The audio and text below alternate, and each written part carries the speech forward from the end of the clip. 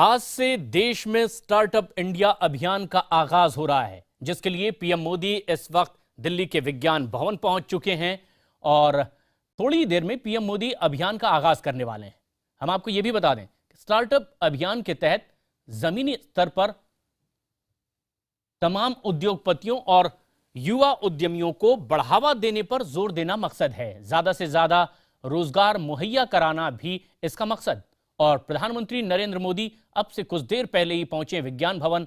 तमाम उन युवा उद्यमियों से भी उन्होंने मुलाकात की है और अब से कुछ देर में ही औपचारिक रूप से इसकी शुरुआत भी करेंगे।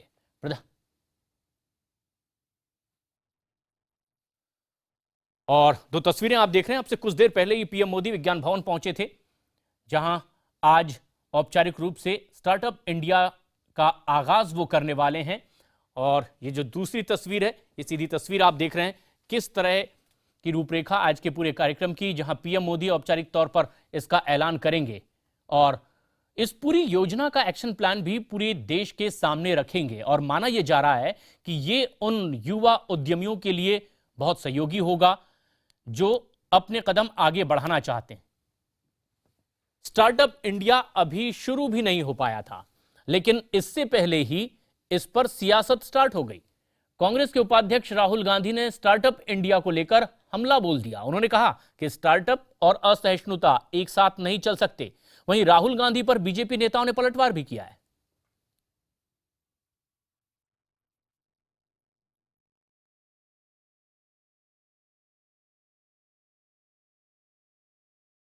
और ये सीधी Let's focus on startups. It requires a whole set of ecosystems that allow an entrepreneur to grow. Infrastructure, finance, regulations. India has a lot of challenges when it comes to startups. It's not a simple stuff. You are taking away India's most valuable resource. When you are intolerant, you are taking away India's soul. You are taking away the most valuable thing we have, which is the free movement of ideas. अब राहुल गांधी जी विदेश यात्रा से घूम के आए हैं। वो जब पठानकोट में जब घटना चल रही थी उस समय मिसिंग थे। अब वो आए हैं तो उनका मैं भी हूं ना, तो उनको दिखाना है, इसलिए वो जो दिल करता है बोल लेते हैं। ये सियासत की दुनिया है। आरोप प्रत्यारोप यहां शुरू हो जाते हैं। जैसे ही कोई नई शुरुआत भी होती है उसका जवाब भी दिया जाता है। लेकिन आज के लिए ये दिन बेहद खास उन लोगों के लिए जो एक नई शुरुआत करना चाहते हैं, आगे बढ़ना चाहते हैं। कुछ खास मेहमान हमारे साथ लगातार बने हुए हैं जिनकी राय आप तक पहुंची है। कुछ और खास मेहमान हमसे जुड़ चुके हैं। हमारे साथ आरएसएस के विचारक राकेश सिन्हा साहब जुड़ रहे हैं।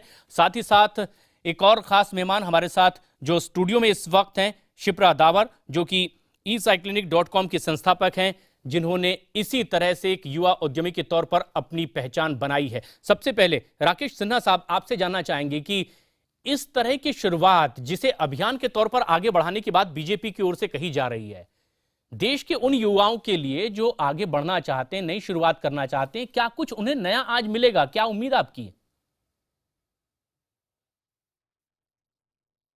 देखिए, चाहे सरकार कोई भी देश में हो, जब आर्थिक क्षेत्र में बुनियादी परिवर्तन के लिए, आर्थिक ढांचे में परिवर्तन के लिए कोई कदम उठाती है, तो विपक्ष का काम होता है कि इस कदम को सराहे, इस कदम के साथ चले। आलोचना करने के लिए अनेक क्षेत्र होते हैं जहां विपक्ष आलोचना कर सकती है।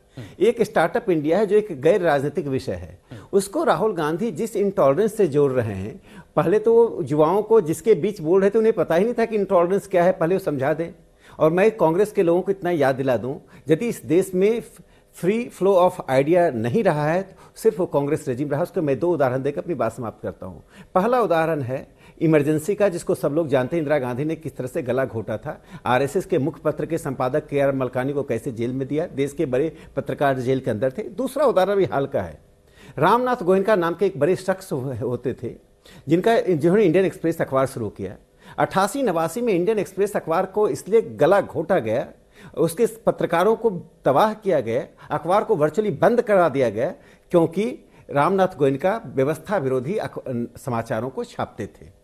तो फ्री फ्लो ऑफ आइडिया आज भारत में यदि नहीं होता तो राहुल गांधी और अनेक टीवी चैनल्स पे विपक्ष के नेता राष्ट्रीय स्वयंसेवक संघ जी नरेंद्र मोदी और भारतीय जनता पार्टी की सरकार की जिस कटु शब्दों में आलोचना कर रहे हैं, क्या उस आलोचना की कोई गुंजाइश रहती? तो आप ये मान रहे हैं कि आज राहुल गांधी ने जो बात कही है वो बात आज के इस मौके पर नहीं कही जानी चाहिए थी? जीतू पटवारी, ये कहा जा रहा है राकेश सिन्हा की ओर से कम आज के मौके पर यह बात कहना प्रासंगिक उन्हें नहीं लग रहा।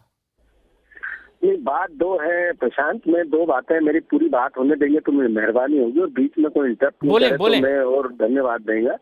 अभी आपने इससे पहले जब शुरुआत हमारी हुई तो इरफान और नीरज और सिद्धार्थ ने अपनी अपनी बातें कही, उनको मैं तीनों लोगों को बहुत शुक्रिया भी कहता हूँ और धन्यवाद भी देता हूँ और उनके उज्जवल भविष्य की कामना भी करता हूँ।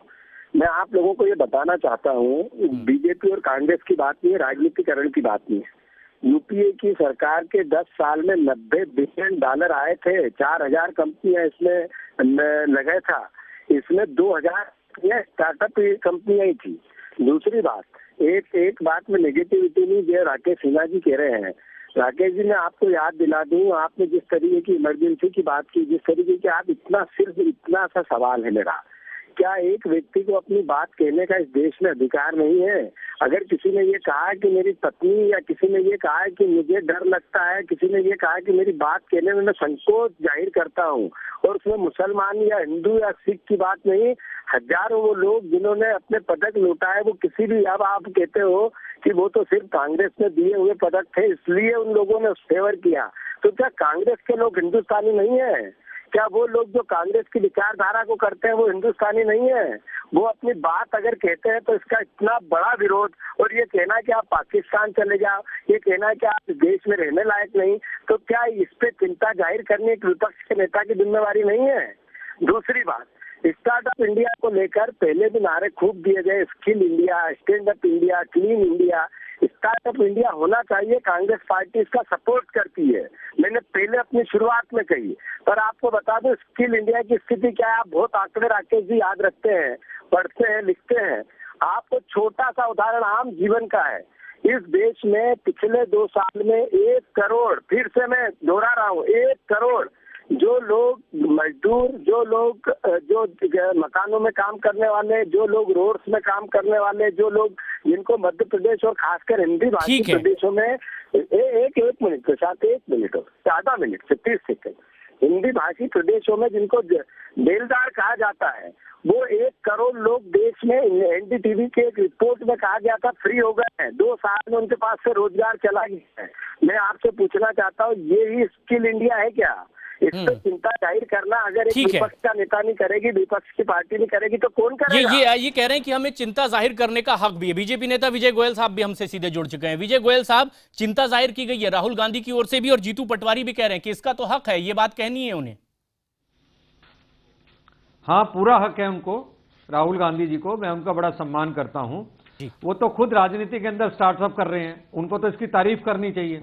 और मेरे को समझ नहीं आता बात को, इस देश के अंदर कोई भी सरकार अच्छा काम करेगी तो क्या उसका विरोध करना जरूरी है? आप अभी विदेश गए हुए थे, वहां से आप लौटे हो, आपको अपनी प्रेजेंस हिंदुस्तान के अंदर रजिस्टर्ड करानी है, इसलिए आपने उस कदम को भी आलोचना करनी शुरू कर दी जो कि युवाओं से जुड़ा है। आपको जानकर यह ताज्जुब होगा कि खुद मेरे बेटे ने मुझसे 2 पास इस बात के लिए मंगाए कि पापा मैं स्टार्टअप के प्रोग्राम को देखना चाहता हूं, कल को मुझे भी कोई इनोवेटिव आइडिया आएगा, कल को कोई मेरे विजन में भी कोई कार्य करना होगा, तो यह सरकार जब इसको प्रोत्साहित कर रही है। और एक बात समझ लीजिए, ये जो स्टार्टअप इंडिया है, ये कोई स्मॉल, मीडियम, लार्ज इंडस्ट्रीज की तरह कोई कारखानों को एस्टेब्लिश करना, बिजनेस को लगाना नहीं है। ये स्टार्टअप इंडिया का मतलब है वो सारे नौजवान जो कुछ नया सोचते हैं और जिनको धन की जरूरत है, जिनको कौशल की जरूरत है, उनको सरकार आगे बढ़कर मदद कर रही है। और एक बात वो किस तरह से मदद आज हो पाएगी, इसी की बात औपचारिक रूप से अब से कुछ ही देर में पीएम मोदी खुद कहने वाले हैं। विज्ञान भवन में वो पहुंच चुके हैं और ये तस्वीरें भी हमारे दर्शक देख रहे हैं कि अब से कुछ ही देर में पीएम मोदी औपचारिक तौर पर स्टार्टअप इंडिया इस मिशन की शुरुआत करने वाले हैं। जैसा कि बीजेपी कह रही है कि अभियान के तौर पर इसे आगे बढ़ाया जाएगा। विजय गोयल साहब ने अपनी राय रखी है कि उन युवाओं के लिए मददगार है जो कदम अपने आगे बढ़ाना चाहते हैं, उन्हें क्या सहूलियत सरकार की ओर से मिलेगी, ये बात अब सामने आएगी। स्टार्टअप इंडिया का आगाज करने वाले हैं पीएम मोदी और वो पहुंच चुके हैं दिल्ली के विज्ञान भवन में। अब से कुछ ही देर पहले वो पहुंचे हैं विज्ञान भवन और अब इंतजार है सभी को कि किस तरह से वो आगाज करते हैं और क्या कुछ चीजें इसमें वो सामने रखते हैं।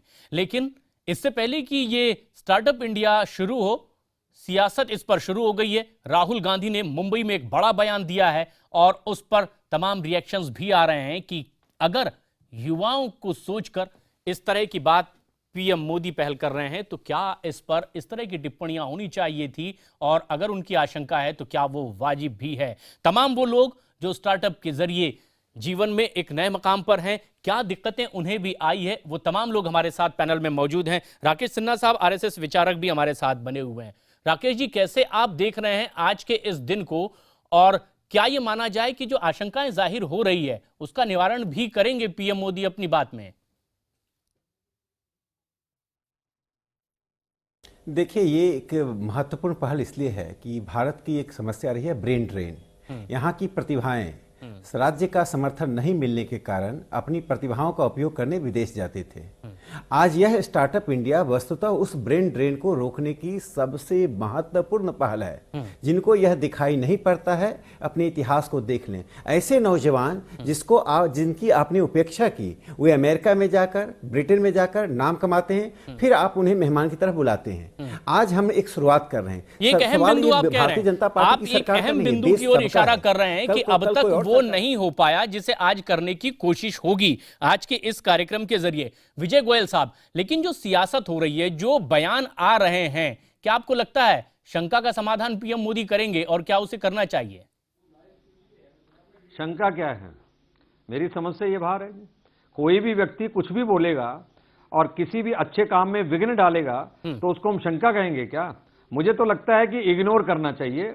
उन्होंने किन हालातों में और क्यों आकर इस बात को किया, क्योंकि देश ये देखता है कि कौन काम कर रहा है और कौन काम के अंदर अड़ंगे अड़ा रहा है। तो मुझे लगता है कि ये जो कार्यक्रम है युवाओं का, इसको जिस देश के अंदर 50% से ज्यादा हमारी जनसंख्या युवा है और इसको युवा देख रहे हैं, तो आप समझिए कि उन युवाओं को ये मैसेज आ रहा है कि प्रधानमंत्री नरेंद्र मोदी हमारे लिए एक अच्छी योजना लेकर आए हैं। तो ये आपको लगता है कि अड़ंगे वाली बात नहीं होनी चाहिए, चाहे वो किसी भी पार्टी से हो? लेकिन कांग्रेस से जीतू पटवारी हमारे साथ हैं। जीतू पटवारी साहब, आप सुन रहे होंगे, क्या कह रहे हैं विजय गोयल? नहीं, विजय गोयल की पूरी बात मुझे समझ में नहीं आई, फिर भी मैंने जितना सुना उससे उनका सार, उनकी मानसिकता में समझ सकता हूँ। मैंने ये निवेदन किया है, गोयल साहब ने कहा कि जो लोग अड़ंगे अड़ाना चाहते हैं उनको देश देख रहा है। गोयल साहब, आपको मैं याद दिला दूं कि यही जीएसटी जिसको पास कराने के लिए आप तड़प रहे, आपने 7 साल तक देश की आर्थिक स्थिति खराब रखने के लिए पास नहीं होने दी।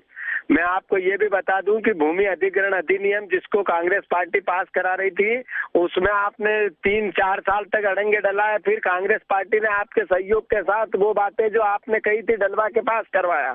तो बीमे का अधिनियम कांग्रेस पार्टी जब ला रही थी, जब आपने अड़ंगे डलाया, हमने पास कराया।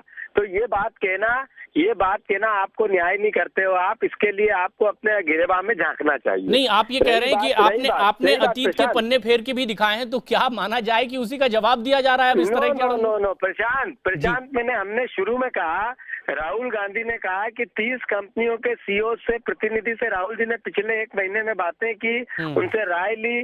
स्टैंड अप इंडिया में, स्टार्टअप इंडिया में क्या उनका सहयोग हो सकता है और क्या कांग्रेस पार्टी सजेशन दे सकती है प्रधानमंत्री और उनकी सरकार को। तो अब आप ये बात जाहिर कर रहे हैं कि हमारा कहीं से कोई अड़ंगा नहीं है, लेकिन आशंका जाहिर कर रहे हैं आप। लेकिन अब से कुछ ही देर में पीएम मोदी इस स्टार्टअप इंडिया का आगाज करने वाले हैं। तमाम वो लोग जो अपनी राय रख रहे थे हमारे साथ हैं, लेकिन वो लोग भी हमारे साथ बने हुए हैं जो पहले ही कदम उठा चुके हैं, जिन्हें तकलीफों का सामना करना पड़ा होगा। तो आज किस तरह की उम्मीद वो कर रहे हैं पीएम मोदी के इस महत्वाकांक्षी योजना से, वो तमाम खास मेहमान भी, उद्यमी भी हमारे साथ बने हुए हैं। स्टार्टअप इंडिया का आगाज करने वाले हैं पीएम मोदी। अब से कुछ ही देर में दिल्ली के विज्ञान भवन में वो मौजूद हैं और अब से कुछ देर पहले वो यहां पर पहुंच चुके हैं। सबकी निगाहें हैं कि आखिर किस तरह की नई घोषणा पीएम मोदी यहां पर करने वाले हैं। ये एक महत्वाकांक्षी योजना पीएम मोदी की उन लोगों के लिए जो अपनी एक नई सोच के साथ, नई आइडिया के साथ में आगे बढ़ना चाहते हैं, लेकिन अगर उन्हें मौका नहीं मिल पा रहा, उन्हें कोई दिक्कत है, तो कैसे उनकी मदद की जा सकती है? क्या उनकी दिक्कतें हैं और कैसे उसे दूर किया जा सकता है? ये मकसद इस खास अभियान का, जैसा बीजेपी की ओर से कहा भी जा रहा है, सरकार की ओर से, कि एक अभियान के तौर पर इसे आगे बढ़ाया जाएगा, स्टार्टअप इंडिया, जिससे एक बड़ी उम्मीद युवा वर्ग को है, उन उद्यमियों को है जो आगे बढ़ना चाहते हैं, जिनके सपने अब वो पूरे करना चाहते हैं। और तमाम वो लोग भी हमारे साथ स्टूडियो में मौजूद हैं जिन्होंने इस दिशा में कदम अपने आगे बढ़ाए हुए हैं। अतीत जैन है हमारे साथ, सिद्धार्थ आलूवालिया, शिप्रा दावर, आदित्य कनोरिया, इरफान आलम जो पटना से हमसे जुड़े हुए हैं, और साथ ही साथ नीरज सिंह हमारे साथ हैं जिन्होंने इस दिशा में कदम आगे बढ़ाया है। अगर हम आपसे ये जानना चाहें शिप्रा कि आपने बहुत पिछले कम समय में ही आज इस मकाम को हासिल किया है, क्या दिक्कतें आपको आई थी, और आज जबकि इस आगाज को आप अपनी आंखों से देखेंगी, पीएम मोदी कुछ कहेंगी, तो क्या उम्मीद आप कर रही हैं? जी, पहली बात तो ये है कि बिज़नेस को स्टार्ट करना ही बहुत बड़ा चैलेंज है। 35 डेज़ मुझे लगे सिर्फ मेरी कंपनी को रजिस्टर करने में। सिलिकॉन वैली में हम बाकी जगह देखें तो ये आधे दिन का प्रोसेस है। ये किसी भी तरीके से कंपनी की कोर कॉम्पिटेंस को सपोर्ट भी नहीं करता है। इस तरीके की कुछ दिक्कतें स्टार्टअप्स फेस करते हैं, जो कि मेरी आशा है कि पीएम मोदी ज़रूर इसके ऊपर कुछ कॉन्क्रीट स्टेप्स लाएंगे। टैक्स की एक बात होती है, एज अ स्टार्टअप आप एम्प्लॉयमेंट क्रिएट कर रहे हैं, फिर भी हमारे ऊपर बहुत कंप्लायंस कॉस्ट होती है, और वो कंप्लायंस कॉस्ट कंपेटिटिव होती है बाकी बड़ी ऑर्गेनाइजेशंस के साथ अगर हम तुलना करें। तो किसी तरीके के टैक्स ब्रेक्स, टैक्स हॉलीडेज मिलेंगे तो बहुत अच्छा है। विशलिस्ट तो बहुत है, लेकिन ये स्टेप ही अपने आप में बहुत रेलेवेंट है। देखिए, स्टार्टअप्स को लेजिटिमेसी मिलना सबसे ज़्यादा इंपॉर्टेंट बात है। अगर हम 93 की बात करें तो प्राइवेट सेक्टर, बड़ी बड़ी एमएनसी उस समय इंडिया में अच्छी नहीं मानी जाती थी, हर कोई कहता था सरकारी जॉब चाहिए। आज ये स्टेप स्टार्टअप्स को एक लेजिटिमेसी देता है। This is one of the most important achievements I think, जो ये हो रहा है, इससे स्टार्टअप्स को लेजिटिमेसी मिलेगी और बेटर टैलेंट हम लोग अट्रैक्ट कर पाएंगे। बिल्कुल बिल्कुल, उन लोगों को भी आगे बढ़ने का मौका मिलेगा और नई चीजें उनके सामने आएगी कि अगर कोई दिक्कतें थी तो वो कैसे हल हो सकती है। रेड रिबन के सीईओ आदित्य कनोरिया भी हमारे साथ हैं। आपकी कंपनी का नाम भी ऐसा कि लगता है कि कुछ सपने पूरे करने के लिए इसे रखा गया होगा। आज जिस तरह से एक नई योजना की शुरुआत हो रही है, पीएम मोदी अब से कुछ ही देर में इसकी घोषणा करेंगे, क्या उम्मीद आप कर रहे हैं? क्या दिक्कतें आपको कुछ आई थी जिसका आपको लगता है कि आज के बाद समाधान भी मिलेगा? सबसे पहले तो मैं प्रधानमंत्री नरेंद्र मोदी जी का धन्यवाद करना चाहूँगा कि उन्होंने एक बहुत अच्छी मुहिम शुरू की है, जिससे एक जागरूकता देश भर में आ गई है, जिसमें स्पेशली इन्वेस्टर्स के साइड से एक बहुत बड़ा सपोर्ट अब स्टार्टअप्स को मिलेगा, जो आज तक नहीं मिलता था।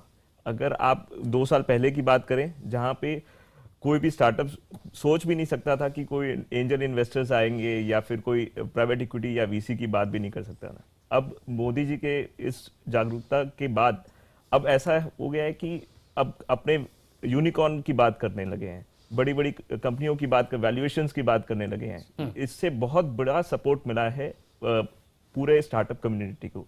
एंड मैं चाहूँगा इस मुहिम से कि अगेन अगर कोई टैक्स बेनिफिट अगर दिया जाए इन्वेस्टर्स को, तो इससे बहुत बड़ा ये एक बड़ी उम्मीद होती है। अक्सर उद्यमियों को ये एक बड़ी उम्मीद होती है। अतीत जैन प्लस के सीईओ भी हमारे साथ हैं। अतीत, किस तरह से आज के इस दिन को आप देखते हैं? क्या उम्मीद भी आप कर रहे हैं? बहुत लैंडमार्क डे है, क्योंकि मुझे लगता है कि इससे सबसे इंपॉर्टेंट हुआ है कि एक टैबू, जो सोशल टैबू था हमारे यहाँ पे कि धंधा चालू करेंगे तो पता नहीं क्या होगा, कल क्या लाइफस्टाइल होगी। जो होता है कि एक अच्छे कॉलेज से पढ़ने के बाद आपके फ्रेंड्स जितना कमा रहे हैं, आप कितना कमा रहे हैं, बिजनेस स्टार्ट करना हमेशा टफ रहा है। और मैं ये क्लियर करना चाहूंगा कि आज के बाद भी टफ रहेगा, लेकिन रिस्पेक्टेड रहेगा। तो ये आज के दिन का वो है। दूसरा है कि एक अच्छा देश, एक अच्छा स्टार्टअप नेशन उससे नहीं, सक्सेस स्टोरी से नहीं माना जाता। हमें फेलियर्स की भी उतनी रिस्पेक्ट करनी पड़ेगी जो आज के बाद किया जाएगा। तो मुझे लगता है कि ये 2 चीजें सबसे इंपॉर्टेंट होगी। एक चीज जो मैं एक्सपेक्ट करता हूँ आज, वो है कि पॉलिसीज क्लियर होनी चाहिए। मुझे लगता है कि जैसे मैं जिस सेक्टर में हूँ, हम लोग मेडिसिन डिलीवर करते हैं, तो बहुत अनक्लियर पॉलिसीज हैं। और हर सेक्टर जो ऐसा है, जो हम बहुत सारे जो नए हैं, बहुत डिसरप्टिव आइडियाज है, जो अभी जो ब्रिक एंड मोर्टर शॉप्स को चैलेंज करते हैं, तो एक अपोजिशन फेस करनी पड़ती है हम लोगों को। हम कभी भी नहीं चाहते कि किसी का बिजनेस खराब हो, लेकिन हम चाहते हैं कि किसी भी चीज को एफिशिएंट करें टेक्नोलॉजी से, तो उसके लिए एक पॉलिसी हो, हमारा सपोर्ट किया जाए, ना कि किसी भी तरीके के आइडिया को लुक डाउन अपॉन किया जाए या पॉलिसीज के थ्रू दबाया जाए। तो ये एक बड़ी उम्मीद आप कर रहे हैं। नीरज सिंह भी हमारे साथ हैं। नीरज, आपने खुद अपनी जुबानी कहा कि एक नाकाम कोशिश आपने की थी, कई दिक्कतें भी आपको आई थी। आज किस तरह की उम्मीद जगी है आज की इस तारीख में, जब पीएम मोदी अब से कुछ ही देर में अपनी एक महत्वाकांक्षी योजना स्टार्टअप इंडिया का आगाज करने वाले हैं? सबसे पहले तो प्रशांत, मैं कहना चाहूंगा, मैंने कोशिश की थी, मैंने नाकाम कोशिश नहीं की थी। वो अलग बात है कि वो कोशिश आगे जाके सफल नहीं हो पाई, क्योंकि आज से 5 साल पहले जब मैं स्टार्टअप के धंधे में गया था, नौकरी छोड़ के, बड़ी हिम्मत की बात थी कि परिवार के सब ऐसे रोजगार के साधन को आप छोड़ के चले जाते हैं।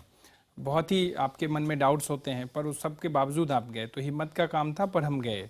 लेकिन जो कोशिश नाकाम इसलिए हुई कि जो हम कहते हैं एक इकोसिस्टम, आज हम कहते हैं स्टार्टअप इकोसिस्टम, उस वक्त वो मौजूद नहीं था। और सबसे पहली बात जो मैं कहना चाहूँगा, एक बहुत महत्वपूर्ण जो हम लगता है मेरे सहयोगी जो पैनल में है वो इस पर अपने राय जाहिर करेंगे और सहमत होंगे। जब हम स्टार्टअप करते हैं, और अभी से करते आए हैं, स्टार्टअप का मतलब ये नहीं है कि ये आज हो गया इस देश में। ये भारत देश जो है आज से नहीं, सैकड़ों हजारों सालों से स्टार्टअप करता आया है। बिल्कुल। लेकिन आज और आपसे अभी से पीछे के सरकारी जो नीति नियम थे उसमें फर्क क्या आएगा?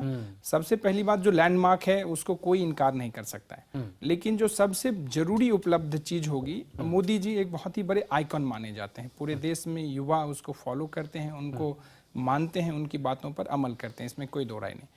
जब हम कोई काम करने जा रहे थे और स्टार्टअप करने जा रहे थे, या कोई बेटा कोई बेटी अपने बाप माँ से कहता है कि मैं किसी स्टार्टअप में काम करता हूँ, तो कहते हैं किसी स्टैब्लिश कंपनी में काम करो। आज में ये फर्क होगा कि मोदी जी जब स्टार्ट करेंगे तो माँ बाप को इस बात का डाउट नहीं होगा कि वो स्टार्टअप में क्या करते, वो कहेंगे जाओ बेटा तुम स्टार्टअप में ज्वाइन करो। तो ये एक बहुत ही बड़ा बल मिलने वाला है लोगों को स्टार्टअप में काम करने से, और वो डर भी उनके मन से खुद दूर होने वाला है जो इस तरह से कदम आगे बढ़ाने वाले हैं। सिद्धार्थ अहलूवालिया एडिडॉग टेक्नोलॉजीज के संस्थापक हैं।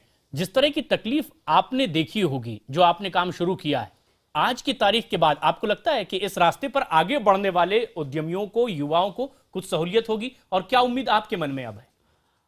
मेरी उम्मीद है कि हम जैसे उद्यमियों को, जो युवा हैं, सपोर्ट मिलेगा पूरा। हमारे प्रधानमंत्री जी की तरफ से नई पॉलिसीज रखी जाएंगी कि कैसे एक युवा जो जॉब छोड़ के स्टार्टअप का एक उज्जवल भविष्य, एक नया रोजगार क्रिएट करने वाला है हजारों लोगों के लिए, उनको क्या स्ट्रक्चर मिले, उनकी फाइनेंसिंग किस तरह से होए, उनको जो बाहर से कैपिटल उठाते हैं वो कैपिटल कम अपना डाइल्यूशन करके कैसे मिले वो कैपिटल। और साथ ही साथ जैसे अभी मेरे पैनल में विचार विमर्श हुआ कि नए लोग जो जुड़ना चाहते हैं स्टार्टअप से, उसको अब समाज एक्सेप्ट करेगा आज की तारीख में।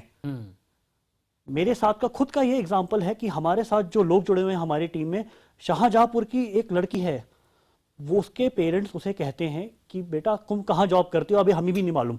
आज की तारीख के बाद उसे गर्व से देखा जाएगा कि तुम एक स्टार्टअप में जॉब करती हो, तुम एक उज्जवल भविष्य के लिए नए कदम बढ़ा रही हो। बिल्कुल, और ये एक बात सम्मानजनक लग रही है उन लोगों को भी जो इस दिशा में कदम बढ़ा चुके थे, लेकिन कुछ शंकाएं अगर उनके मन में थी तो लग रहा है कि आज की तारीख के बाद एक ऐसा माइलस्टोन तो सामने आएगा कि उन्हें एक पहचान मिलेगी। और इस रास्ते में जो दिक्कतें हैं उसका समाधान कैसे होगा, पीएम मोदी अब से कुछ ही देर में उसकी भी घोषणा करने वाले हैं। देखना यह है क्या कुछ वो कहते हैं। तमाम पैनलिस्ट और ऐसे युवा उद्यमी हमारे साथ लगातार बने हुए हैं।